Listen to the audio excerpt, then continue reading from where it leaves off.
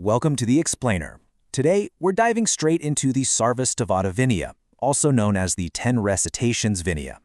Now, we're going to be analyzing the disciplinary cases within this text with a real focus on explaining the exact conviction standards for different offenses.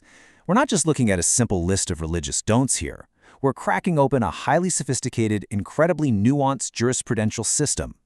I mean, long before modern courts were splitting hairs over intent versus negligence, these ancient texts were laying down some serious legal ground rules through fascinating case studies.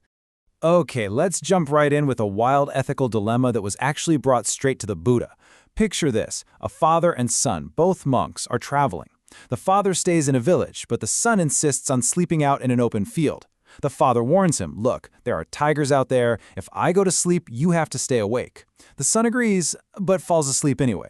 The father, meanwhile, snores so loudly that he literally attracts a tiger, and tragically he is killed. The son wakes up completely consumed by guilt, thinking, "My father died because of my actions. Am I guilty of murder?" But the Buddha's ruling absolutely sets the stage for everything we're exploring today. His verdict? Not guilty. Now, the Buddha did note that the son absolutely should have yelled, built a fire to scare the tiger away. But failing to do that was a tragic mistake, not an act of murder. In this legal system, the intent behind the action matters so much more than the actual outcome, no matter how terrible that outcome is. It's just a stunningly modern take on negligence versus malice. So here is our roadmap for today. First, we'll hit the origins and conviction principles. Then, we'll look at killing, focusing on motive and target. Third, false speech and perception. Fourth, desire and boundaries. And finally, we'll wrap up with the spirit behind these precedents. All right, starting off with Section 1, Origins and Conviction Principles. To really grasp these trials, we have to understand the stakes, and they were massive. Take a parajika. This was the absolute ultimate penalty. It basically translates to defeat. If a monk commits a parajika, that's it. Permanent expulsion from the community. No second chances, no coming back. So assigning guilt wasn't some minor slap on the wrist. We are talking about spiritual and social life and death. Because the stakes were so incredibly high, the burden of proof and the exact definitions of the crimes had to be ironclad. Let's move to Section 2, Killing, specifically looking at motive and target. You see, the Vinaya didn't just lazily say killing is bad. It built this brilliant, specific legal matrix. If you target a human with murderous intent, that's a parajika, you're out. But as we saw with the snoring father, if a human dies accidentally due to your actions, there's zero guilt of murder. Now what about animals? There's a case where a monk killed a monkey, and the others argued, hey, a monkey looks kind of human, he should be expelled. But the ruling said no. Changing the target from a human down to a monkey drastically downgrades a crime to apostaticha, which is a much lesser offense that just requires confession. The target literally defines the crime. Here's another crazy case from the source text. A monastery is being raided by robbers in the dead of night. Two monks are hiding, and they start dropping stones in the dark just to make a loud noise and scare the robbers off. But, tragically, one of the stones hits and kills a robber. The monks are absolutely terrified they've committed a parajika. The verdict? Not guilty of murder. Even though human life was lost in what was essentially self-defense, their total lack of murderous intent completely cleared them of the major charge.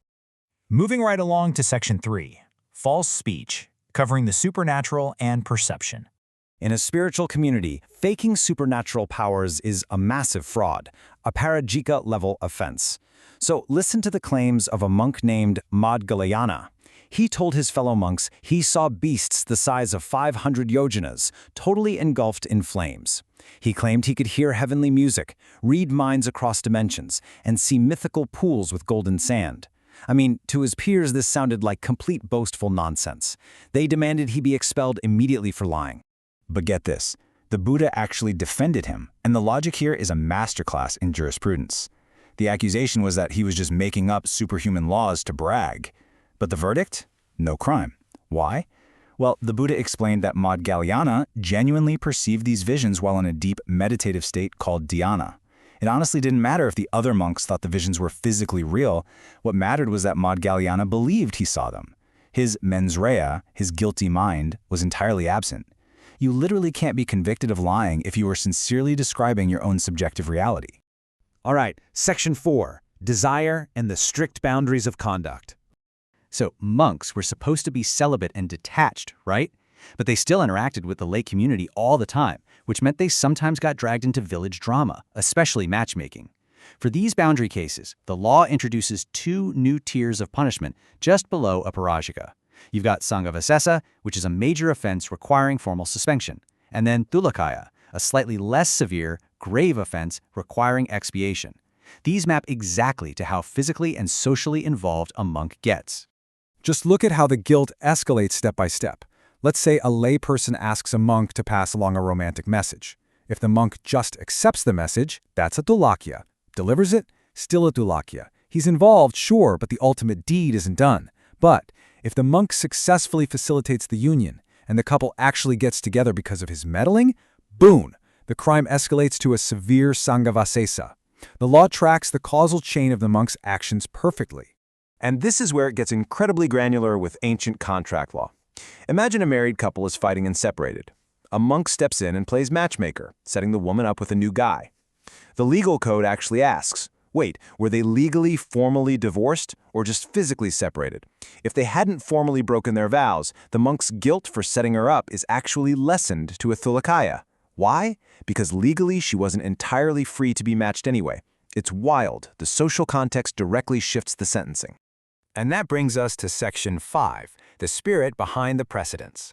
We've covered tigers, accidental rock drops, cosmic visions, and village matchmaking. And what does it all boil down to? The Sarvastiva Vinaya is far more than a simple list of taboos. It is a sophisticated jurisprudential system that meticulously weighs intent, context, and the nature of the target. Behind all the beautiful aesthetics and spiritual goals, these laws were deeply rooted in the messy, chaotic reality of human psychology. They understood perfectly well that a rigid, black-and-white rulebook just fails in the real world. So I'm going to leave you with this to chew on long after this explainer is over.